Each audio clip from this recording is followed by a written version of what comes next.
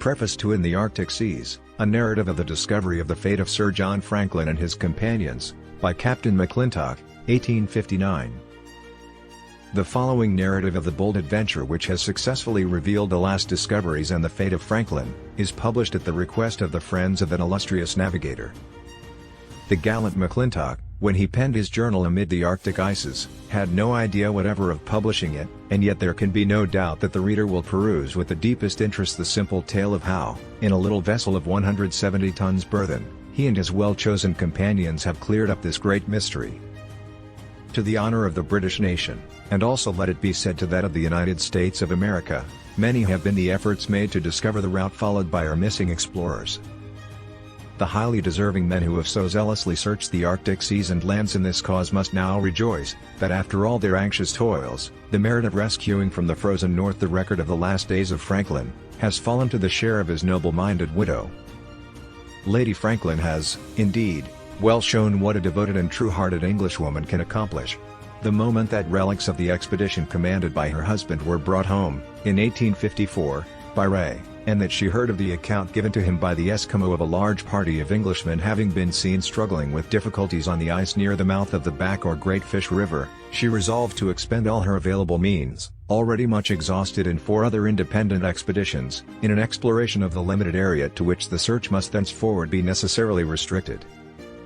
Whilst the supporters of Lady Franklin's efforts were of opinion, that the government ought to have undertaken a search, the extent of which was, for the first time, definitely limited, it is but rendering justice to the then Prime Minister to state, that he had every desire to carry out the wishes of the men of science who appealed to him, and that he was precluded from acceding to their petition, by nothing but the strongly expressed opinion of official authorities.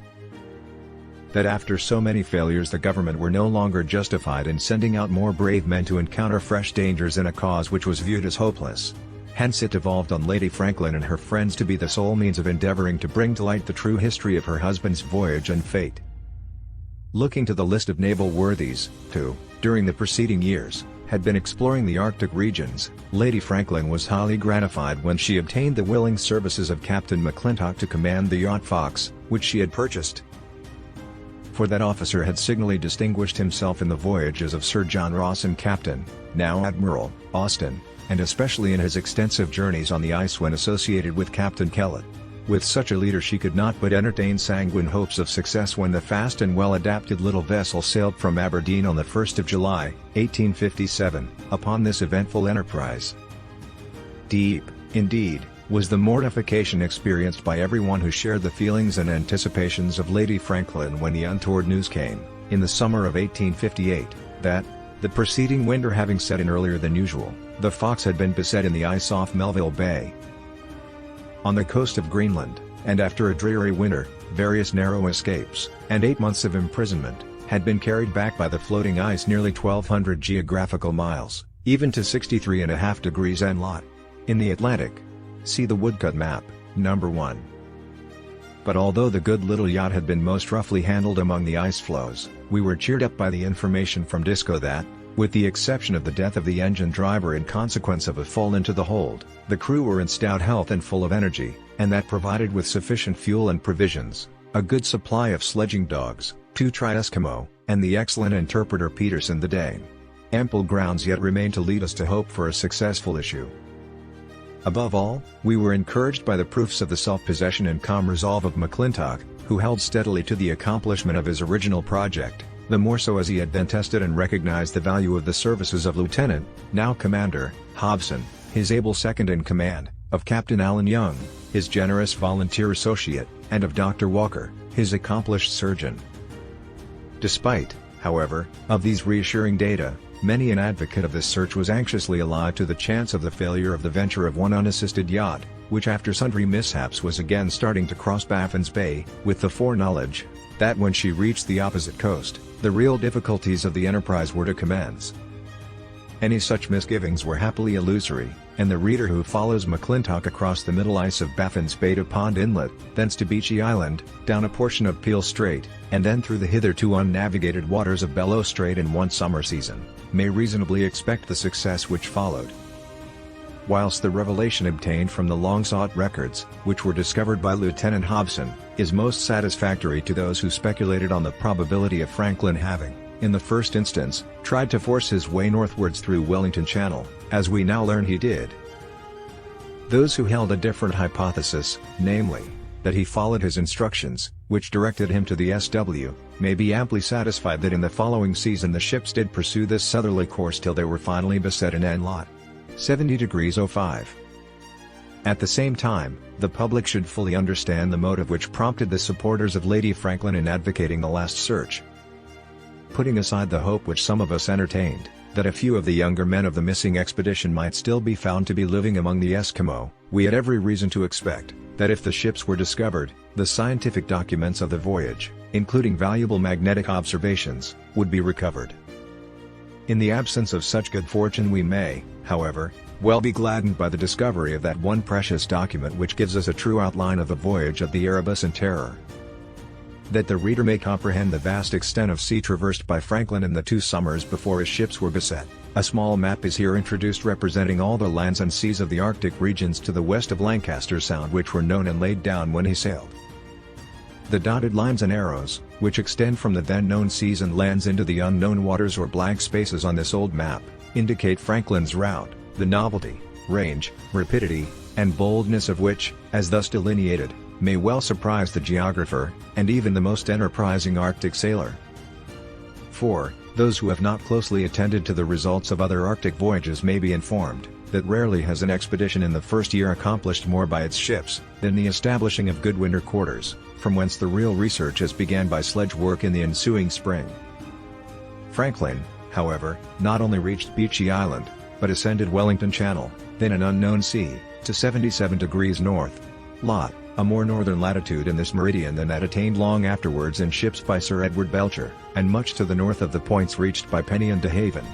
Next, though most scantily provided with steam power, Franklin navigated round Cornwallis Land, which he thus proved to be an island. The last discovery of a navigable channel throughout, between Cornwallis and Bathurst Islands, though made in the very summer he left England, has remained even to this day unknown to other navigators. Next, though most scantily provided with steam power, Franklin navigated round Cornwallis Land, which he thus proved to be an island. The last discovery of a navigable channel throughout, between Cornwallis and Bathurst Islands, though made in the very summer he left England, has remained even to this day unknown to other navigators. Franklin then, in obedience to his orders, steered to the southwest, passing, as McClintock believes, down Peel's Strait in 1846, and reaching as far as Lot 70°05 N, and long 98°23 W, where the ships were beset. It is clear that he, who, with others, had previously ascertained the existence of a channel along the north coast of America, with which the sea wherein he was interred had a direct communication, was the first real discoverer of the Northwest Passage. This great fact must therefore be inscribed upon the monument of Franklin. The adventurous McClure, who has been worthily honored for working out another northwestern passage, which we now know to have been of subsequent date, as well as Collinson, who, taking the Enterprise along the north coast of America, and afterwards bringing her home, reached with sledges the western edge of the area recently laid open by McClintock,